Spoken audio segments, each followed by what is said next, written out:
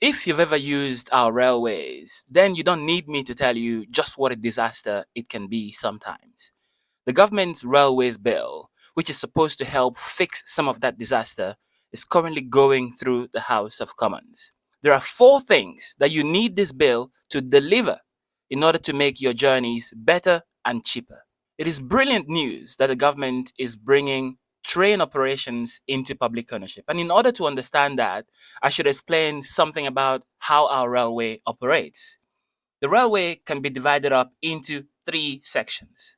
The track itself, the rail tracks, and the train stations are currently publicly owned. They were previously privatized, but as a result of accidents in the 1990s, the Tony Blair government brought them under public ownership. The trains themselves, that is the actual carriages that you travel on, they're privately owned.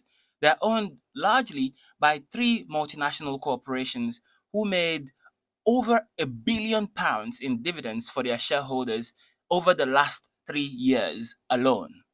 And the train operations, that is, the people that run the trains themselves.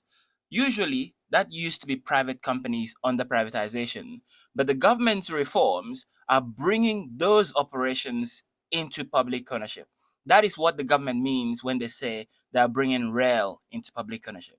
But in reality, they're not really bringing all of rail into public ownership. As I pointed out a moment ago, the trains themselves, what they call the rolling stock, will continue to be in private hands. They take out hundreds of millions of pounds in dividends every year from the railway. That money could instead be invested into bringing down fares for you. It could be invested into expanding services to rural areas that were cut off by train cuts over the last 40, 50 years. So that's the first thing that this bill needs to do. It needs to bring trains, the rolling stock, into public ownership. The second thing that it needs to do is make sure that fares come down as a result of these reforms. Britain has some of the highest fares in Europe. These reforms would have been a big failure if we end up still, after these reforms, with the highest fares in Europe. So this bill must bring fares down for passengers. How can it do that? MP Chris Hinchcliffe has introduced an amendment which is going to introduce a Great British Railways rail card. Many other countries in the world have a rail card just like the one he is trying to create. Take Switzerland. They have something called the Swiss half fare travel card. Essentially, what it means is at the beginning of the year or whenever it is you want to buy it, you pay about £180 upfront. This means once you have this card, every time you want to buy a train ticket, you only pay half of what that train ticket actually costs. We can introduce this kind of card in Britain and give passengers a third off, a half off, or even a quarter, which would make a big difference for passengers here in the UK. Number three, in the 1960s, a report called the Beeching Report was released that called for cutting thousands of stations across the country, largely impacted the most rural parts of the country. It called for scrapping thousands of miles of rail track across the country, which was then implemented. Over the years since then, MPs from across the political spectrum have been campaigning individually to reinstate the line in their area because they know that it affects the people in their community. The government has an opportunity with these reforms to bring those lines back wholesale. According to an amendment by MP Steve Whittington, we are saying they should create a body within Great British Railways that's going to be responsible for investigating which of those lines can be opened and opening those lines.